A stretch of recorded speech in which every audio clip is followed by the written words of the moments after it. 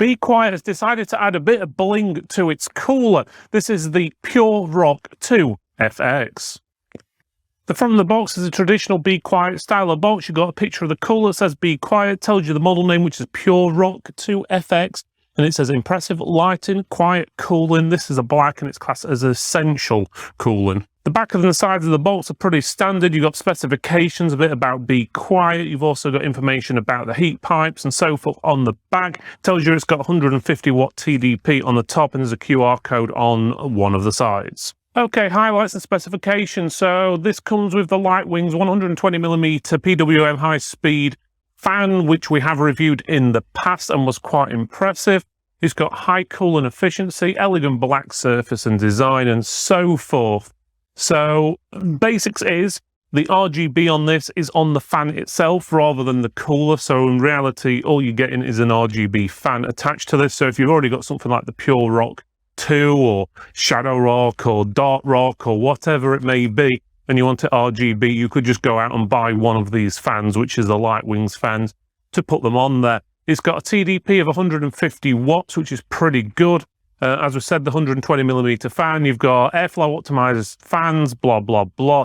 It's got 4 high-performance 6mm heat pipes with HDT technology. You've got elegant black surface, easily installable kits, and it'll work on most of your motherboards, and it comes with a 3-year manufacturer's warranty. So inside the box is pretty straightforward. You've got the heatsink itself, which has got a bit of plastic on the bottom to protect the thermal paste, which is pre-applied. You've got the manual for the Pure Rock 2 FX. It does have a QR code on the back. You've got the fan. We'll have a look at that in a few seconds. And then you've got a bag full of all your fittings that you'll need to obviously fit it to your motherboard of choice. So we've got the heatsink here. As you can see, there's no cables or anything attached to it because there is no RGB elements to the actual heatsink itself. That's all done by the fan. So it's just the fan what lights up. So otherwise, you've got a pretty standard heatsink tower design. You can see through it, as you can see there. It's got 4 heat pipes in a U shape, which go through the base, which is a sort of aluminium / copper color because the copper of the heat sinks. And then the actual base is an aluminium. And then, other than that, all you've got on the top is white writing, what says Be Quiet, and you can see the tops of the heat sinks. But otherwise, that's pretty much it to look at. Now, you can attach the fan on. Well, obviously, you will need to. It comes with the clips. These are black, which is nice to see because a lot of these, they'll give you a blackout model and then they'll give you silver clips. So nice to see they've got the colouring right. But it actually gives you 4 clips, so you can attach the fan. It comes with, as well as an additional fan. So if you wanted to go out and buy, let's just say, a second Lightwing to run it in a push-pull configuration, you can do. Okay, let's have a quick look at the fan for those who don't know anything about the Lightwings. Basically, it's like the Silent Wings 3, or very similar-ish, I suppose. But obviously, it's designed more for lighting up and so forth, so it's got that RGB effect on there. The only place you've got the RGB effect is around the edge. You can't see it on the side apart from there, but it doesn't really shine through the back or follow through to the back, so it looks pretty straightforward. You've got that rib design on the fins, what you normally get on most of the Be Quiet fans, and then you've got their logo in the center. I would have preferred their logo to be more of a blackout version, so totally black or a dark grey, like on the new Silent Wings 4, because this when it spins around, it can make it look a little bit uneven, as you can see there. So down to testing, we're testing this on an i5-12400 processor. We're running this fans at 50% fan speed, so that means they're not going any faster than 50%. And as you can see here, there is a big difference. There is 22 degrees difference between the Be Quiet Pure Rock 2 FX and the Intel stock cooler, again running with the fans at 50%. All tests are done on Cinebench and over 30 minutes, and this is the average temperature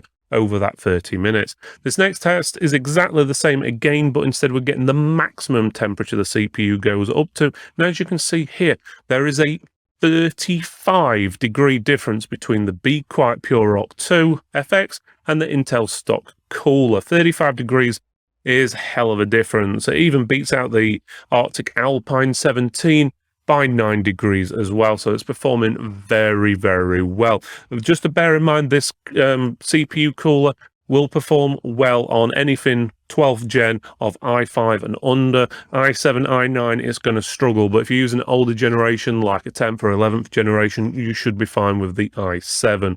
Now, on this test, we're doing exactly the same as before. We're getting the average temperature while the fan is running at 100%, so flat out. And as you can see here, there is a difference, and it is 15 degrees difference between the Intel stock cooler and the Be Quiet Pure Rock 2 FX, which is amazing. And this is the same test again, but again, maximum speed of the fan, as well as we're checking the maximum temperature. And again, it's 15 degrees difference. So again, that's 15 degrees is nothing to snivel about. So that's actually very, very good. So not only is it performing well, it looks good as well. Now, going on to the next test, we're going to be checking the decibel level. So this is how loud it is above room decibel levels. So the room decibel level is 37.4 decibels. The Intel stock cooler came in 6 decibels louder, where the Arctic Alpine came in 2 decibels louder, but the Be Quiet came in at 3 decibels louder than the room decibel levels. So don't get me wrong, it's not as quiet as the Arctic Alpine, but there's very little between them.